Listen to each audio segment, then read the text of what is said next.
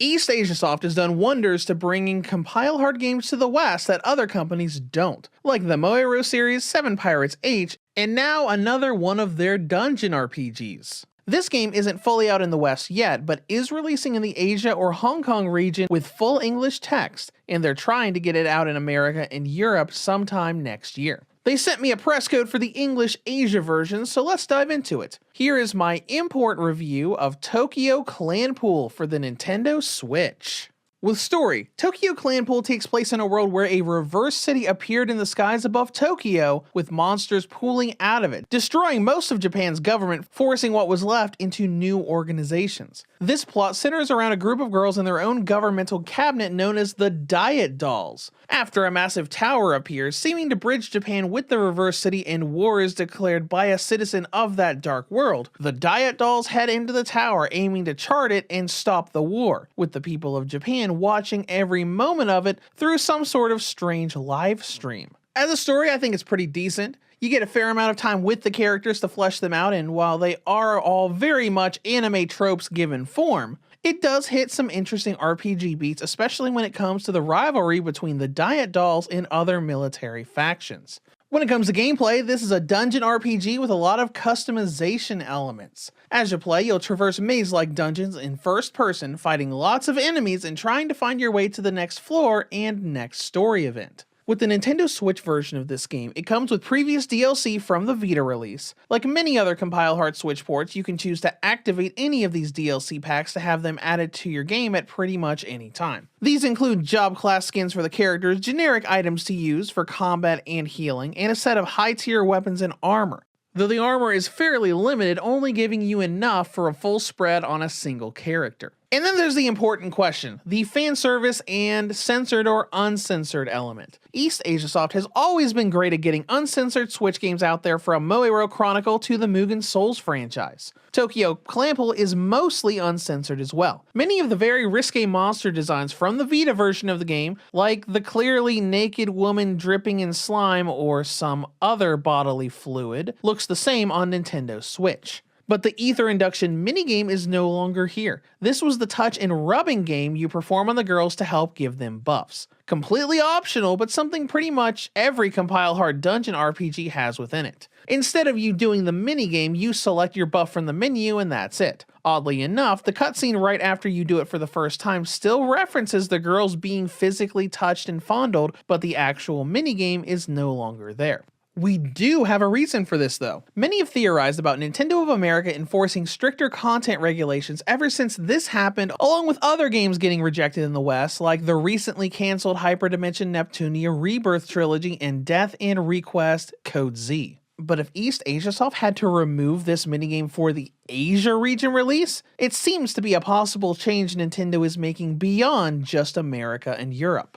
Let's move on to main progression. Like most dungeon RPGs, you have a base of operations and a set of dungeons you navigate to make progress. At the base, you can visit the girls in their rooms, along with using several facilities. You have an item shop, an app shop for dungeon navigational features, the Stigmata Lab to manage the ether induction buffs, and a more political area for the Diet Dolls headquarters. The latter is kind of interesting. This lets you get new items or enable other features within the game by pitching bills to pass in Japan, letting the various factions vote on passing them for you, or make sure that they don't reject it by literally bribing them with items until you win their vote. Some of these policies are simple give me money or this battle item, but this is also where you can unlock the easy and hard difficulty settings. Then comes the biggest part of this game with dungeon exploration. Clanpool plays like your typical DRPG, navigating mazes in first person, charting out a map as you go along. There are many things you can interact with, like doors and switches, but you'll quickly find impassable areas, like cracked walls and large gaps. You need phone apps for this, which can be bought or obtained in the story. These will let you do things like drilling through those cracked walls to go past them. The trick is that using these apps requires energy from your phone's battery. Lose all your battery charge and you can no longer drill. While you can find many battery charging stations in the dungeons, you have to constantly watch your battery or stock up on battery replenishing items if you don't know where those charging stations are.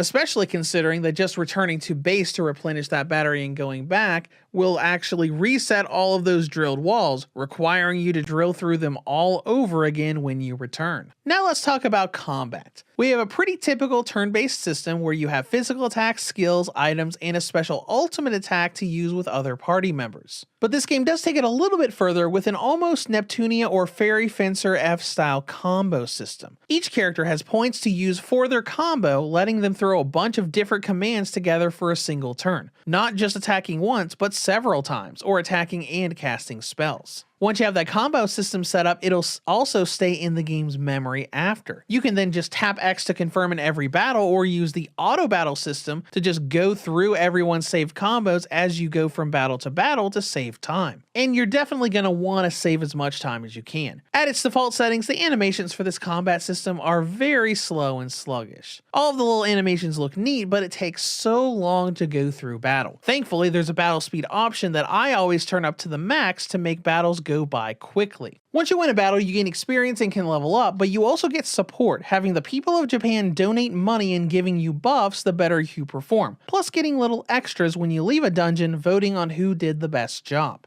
With difficulty, I wouldn't put this up terribly high on the DRPG scale. Even without the overpowered DLC armor, it's not the worst. You might have to grind a little bit early on to get good stats, but that won't last. You constantly get new equipment as you finish battles in the dungeons, and the gadget and digiskin systems help a lot as well. Gadgets let you create equipable anime girl accessories that you can then combine and evolve with one another to increase the stat boosts. And digiskins are kind of like class changes, changing a girl to look like a guardian, dark knight, wizard, or a pancake flipping maid for some reason. This will change your stats to accommodate for the skills of that class. If you really get into unlocking digiskins and the fusions of gadgets, you can easily catch up to the DLC armor less than halfway through the game. All in all, I kind of like the systems this game uses. I enjoy diving into making gadgets, especially seeing all the different designs they have versus actually making something efficient.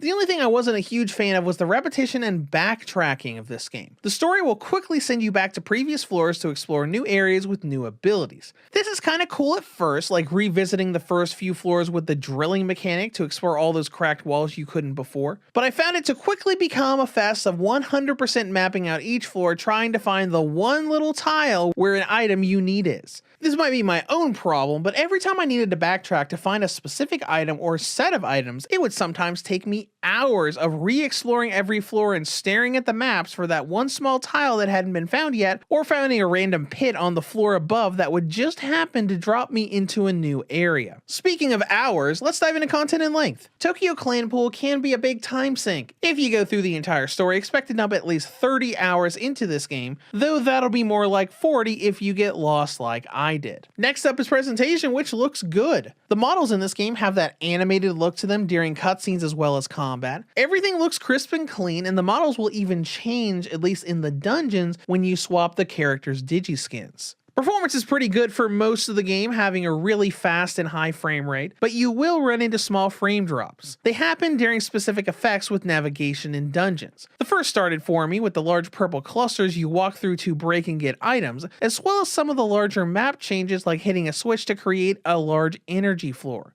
And that brings us to battery life. Tokyo Clanpool will give the original and light models a battery range of about 3 to 4.5 hours, while the V2 and OLED models get 5.5 to 7 hours. In conclusion, Tokyo Clanpool can finally be officially played in English, bringing yet another PS Vita dungeon RPG to handheld fans that would otherwise have been forever left in Japan. Now, the downside, they had to remove the touch minigame to be allowed to release it at all. The game is a bit repetitive with its backtracking, and it's got small frame drops when using certain environmental effects. It is unfortunate that Switch users can only grab the game from Asia for right now, and PC users have to use GOG instead of Steam. But if you can, it's a fun little dungeon RPG if you enjoy lots of maze exploration. Reviews to Go rates Tokyo Clanpool for the Nintendo Switch a 7 out of 10. If you have any comments or questions, feel free to leave them below. Thank you for watching, and have a great day.